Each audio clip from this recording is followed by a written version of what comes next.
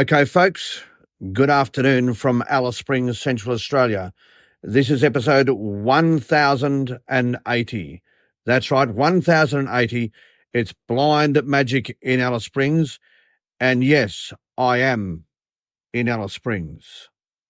I've been doing a lot of thinking, as is my wont. I've been thinking, how is it that I am now in my second life? That's right, just like Alexis Lira, that magnificent swimmer who is a survivor of a massive head injury. How is it that I have survived and now am in my second life? How is it so? How have I survived the strokes, particularly the massive stroke I had whilst on the surgical table undergoing a quintuple bypass? How is it that I've survived the blood clots, the chest infection, and the seizure that arrested my heart and breathing in Brisbane? How is it that I've survived those things? And whilst I don't have an absolute answer, I think there's some possible conclusions that I can reach. Firstly, I was a very fit athlete when I was younger, so therefore my blood vessels got one heck of a workout. Yeah, with my constant breathing in and out, working the heart, up and down hills, around athletic tracks. Oh, yes, I was fit. I was really, really fit those years ago. And combine that with the fact that I am totally blind, and therefore my brain has got one heck of a workout during my life. Because when you are totally blind, you do need to exercise your brain in so many different and variable ways. You do, in order to hear as well as you can, to touch as well as you can, and to sense all sorts of things around you, to sense danger, to sense fear, to even sense love. Yeah, I have had to pick up on things that others may not have picked up on because I've had to. It's called survival. And therefore, my brain did develop an extraordinary capacity.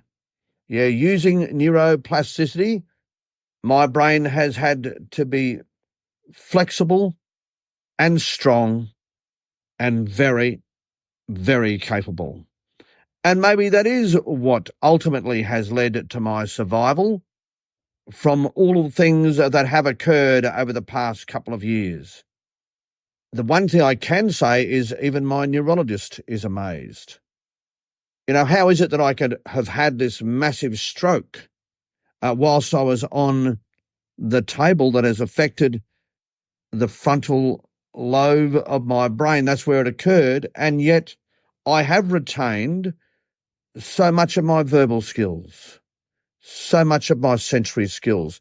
Yes, there are some legacies of both the heart attack and the strokes. Yes, there are, no doubt about it. My spatial awareness has been affected. But you know what? The strength of my brain, the strength of my vascular system is what I now need to use in my second life in order to ensure that my second life can be as fruitful as is humanly possible. That is my intention, folks. That's absolutely my intention. And you will bear witness to my success or otherwise on this very podcast episode, Blind Magic in Alice Springs. The upcoming episodes will bear evidence of how I'm tracking. And you'll be the judge, because if I'm tracking well, the broadcasts will be sufficiently of quality that you will want to continue downloading and listening. So what's the takeaway message for everyone? My takeaway message is maximize your potential. Yes, maximize the potential you have. You owe it to yourself. You owe it to your family. You owe it to your friends. You owe it to the world around you. Yes, you do. Maximize your full potential. And that's exactly what I intend doing now. I don't know what the potential of my second life is. I don't. I know about my deficits. I do. And whilst they frustrate me, that's not what I'm going to concentrate on.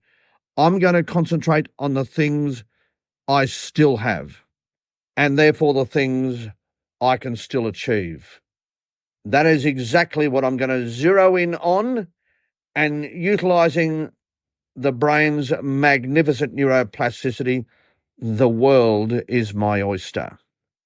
Thanks, everyone. This has been and always will be episode 1080 of Blind Magic in Alice Springs. And this has been, and once again always will be, a Blind Magic Communications production.